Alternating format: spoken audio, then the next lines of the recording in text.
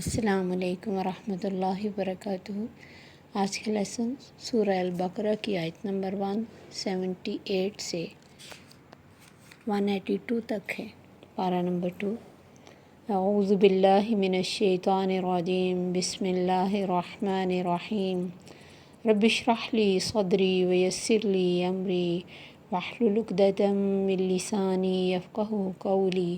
رب زدنی علما اللہم فقہنا فی الدین۔ یا ایہا الذین آمنوا، اے لوگو جو ایمان لائے ہو، کتب علیکم القصاص فی القتلی، فرض کیا گیا تم پر بدلہ لینا قتل میں، الحر بالحر، آزاد کے بدلے آزاد، والعبد بالعبد، غلام کے بدلے غلام، والانثی بالانثی، عورت کے بدلے عورت۔ فمن عفی لہ من اخیہ شیء، تو جو کوئی معاف کر دیا گیا اپنے بھائی سے کچھ، فاتباع بالمعروف، تو معروف طریقے سے تصفیہ ہونا چاہیے، واداء الیہ بإحسان، اور ادا کرو اس کی طرف احسان سے، ذالک تخفیف من ربکم، یہ آسانی ہے تمہارے رب کی طرف سے۔ اب یہاں چونکہ انسان جب توحید کے لیے آتا ہے اور پھر نیکیاں کرنے کے لیے تمام میدانوں میں کام کرتا ہے، تو پھر اس کا مختلف مسائل بھی پیدا ہوتے ہیں، اور جب اللہ کا حق بلند کرنے کے لیے انسان نکلتا ہے تو اس کا کہیں نہ کہیں ٹکراؤ بھی ہوتا ہے۔ تو اللہ تعالیٰ نے ساتھ ہی قصاص کا حکم دیا کہ اللہ کی طرف سے فرض کیا گیا کہ قتل میں قصاص لیا جائے گا، کیونکہ یہود و نصارہ میں دیت نہیں تھی۔ یہود پر اللہ نے قصاص فرض کیا تھا، ان میں معافی کا قانون نہیں تھا، اور نصارہ میں صرف معافی کا حکم تھا، قصاص کا نہیں تھا۔ اس امت پر اللہ تعالیٰ نے آسانی اور مہربانی فرمائی اور دونوں باتوں کی اجازت دی۔ نبی صلی اللہ علیہ وسلم نے فرمایا، مقتول کے وارثوں کو دو باتوں میں سے ایک کا اختیار ہے، خواہ وہ فدیہ لے لیں یا قصاص۔ تو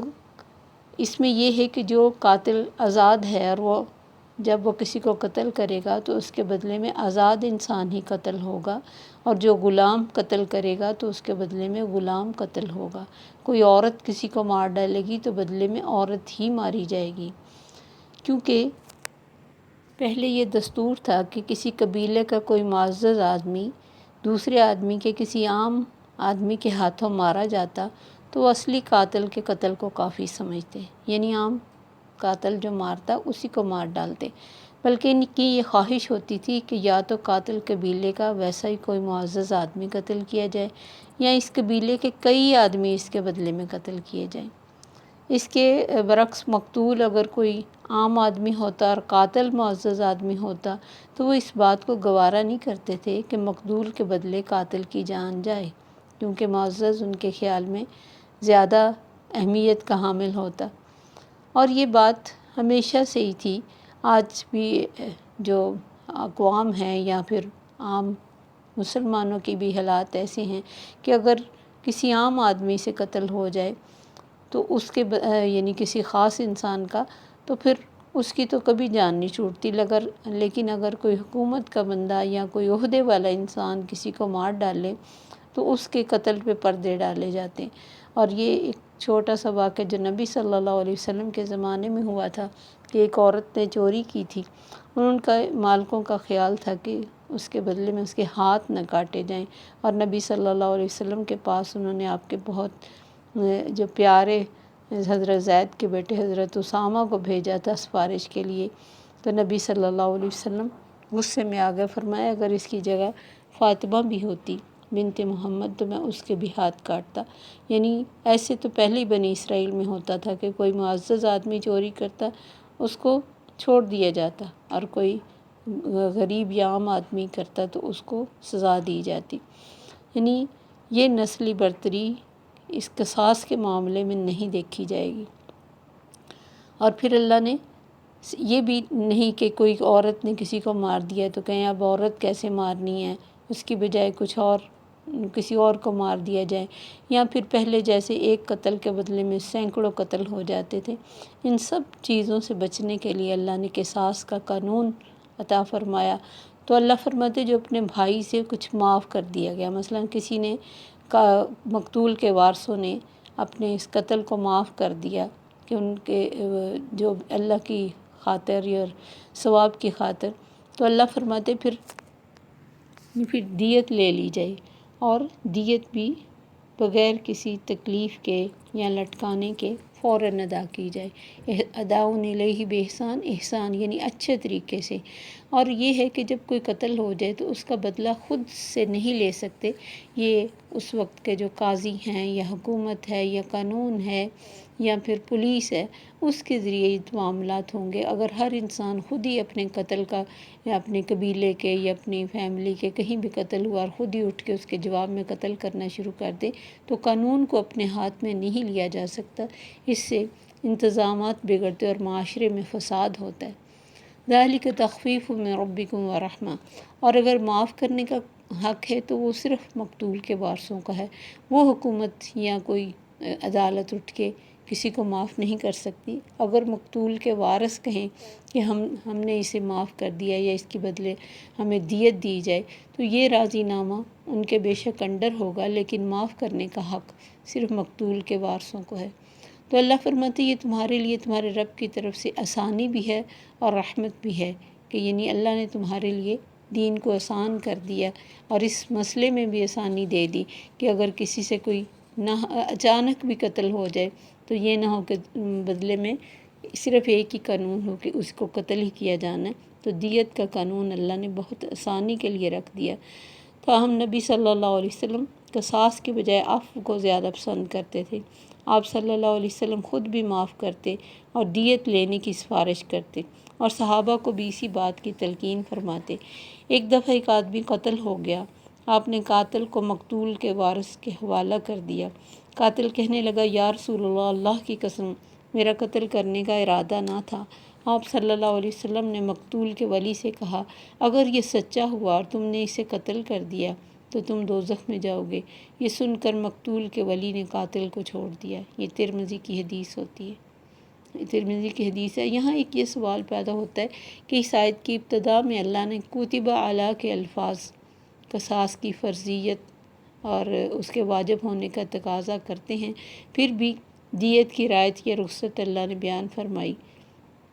بلکہ اگر مقتول کے وارث دیت بھی نہ لینا چاہیں تو اسے بھی بہتر عمل قرار دیا، تو پھر قصاص کیوں فرض کیا گیا؟ تو اس کا جواب یہ ہے کہ اس آیت کا جو اشارہ ہے اسلامی معاشرہ یا اسلامی حکومت کی طرف ہے، کہ حکومت کی یہ ذمہ داری ہے کہ وہ خون ناحق کا ضرور قصاص لے،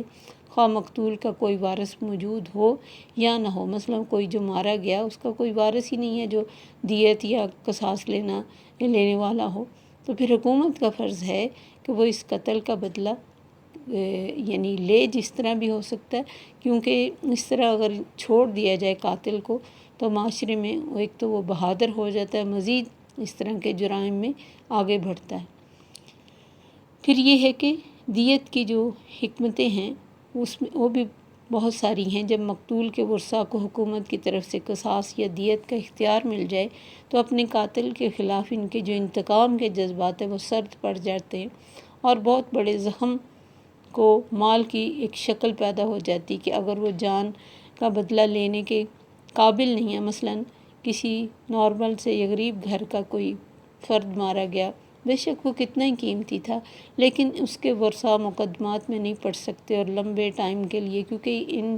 چیزوں کے فیصلے اب جلدی نہیں ہوتے، اسلامی حکومت نہ ہونے کی وجہ سے یا اسلام پر پوری طرح عمل نہ کرنے کی وجہ سے 10-20 سال کے لیے انسان مقدمہ میں پھنس جاتا ہے، اور وکلاء کی فیسیں اور پیشیاں اور بہت تکلیفیں سہنی پڑتی۔ تو اس کے لیے جیسے اگر حکومت نہیں بھی ہے اور مارکیٹ کا کوئی انسان اٹھ کے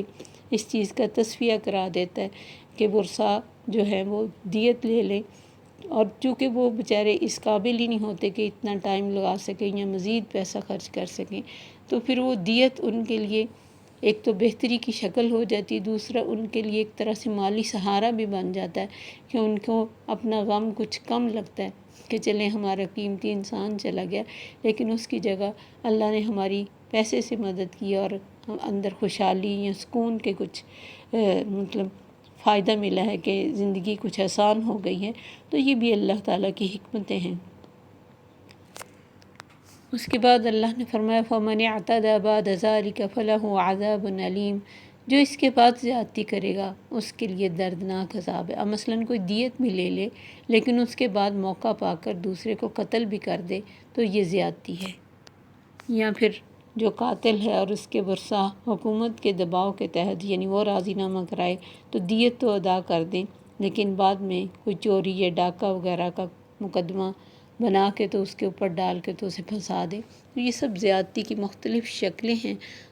تو اللہ نے ان سے منع کیا، جو کوئی اس طرح زیادتی کرے گا باوجود اپنا حق لے لینے کے، اس کے لیے دردناک عذاب ہے۔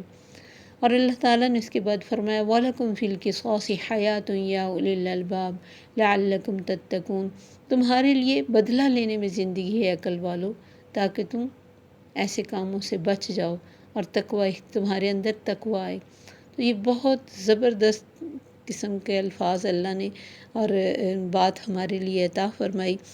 جس پر عرب کے جو فصیح لوگ تھے وہ عش کر اٹھے کہ کیا بات اللہ نے کی، یعنی اتنی بڑی بات ہے جو چند الفاظ میں اللہ نے بیان کر دی کہ زندگی ہے تمہاری بدلہ لینے میں۔ کیونکہ انسان یہ سمجھتا ہے کہ اگر بدلہ نہیں لیں گے، ترس کھاتا ہے قاتل پر، تو یہ ترس کھانا اس کے لیے برا ہے۔ اس طرح معاشرے میں فساد اور قتل بہت بڑھ جاتا ہے۔ جیسے جیسے ہم دیکھتے ہیں کہ سزاؤں میں کمی ہو رہی ہے، جرائم میں اضافہ ہو رہا ہے۔ اگر 10-20 لوگوں کو سرعام پھانسی دی جائے قتل کے بدلے میں تو قتل بہت سارے رک سکتے ہیں، یا پھر چور کے ہاتھ کاٹے جائیں تو چوری بہت ساری رک سکتی ہے۔ ایک وقت تھا کہ جب انسان بے فکر ہو کے اپنے گھر سے نکلتا تھا اور کوئی زیور پہنے ہیں یا کوئی قیمتی چیز پرس ہاتھ میں پکڑا، کوئی فکر نہیں ہوتا تھا۔ لیکن اب کیا حال ہے کہ ہاتھوں سے پرس کھینچ لیے جاتے ہیں، بازوؤں سے چوڑیاں اتار لی جاتی، کانوں سے بالیاں کھینچ لی جاتی۔ تو جیسے ہم نے سمجھا کہ کوئی فرق نہیں پڑتا نا ان سزاؤں کو نافذ کرنے سے، لیکن زندگی مشکل ہو گئی۔ تو یہ اللہ کی بات اتنی اہم ہے کہ تمہارے لیے زندگی ہے، تمہیں تو زندگی گزارنا مشکل ہو جائے گا اگر تم نے قصاص لینا چھوڑ دیا اور ان کو وحشیانہ سزائیں کہا اور ان پر عمل نہ کیا اور سمجھا کہ کوئی فرق نہیں پڑتا اور صرف امیر کو چھوڑ دیا اور غریب کو پکڑ لیا اور ہمیشہ کے لیے اس کی زندگی کو اجیرن کر دیا غریب کی زندگی کو، اور اس میں کوئی دیت وغیرہ کا اہتمام نہیں کیا، بس صرف اس وجہ سے پکڑا کہ جو پکڑانے والی پارٹی تھی وہ امیر تھی۔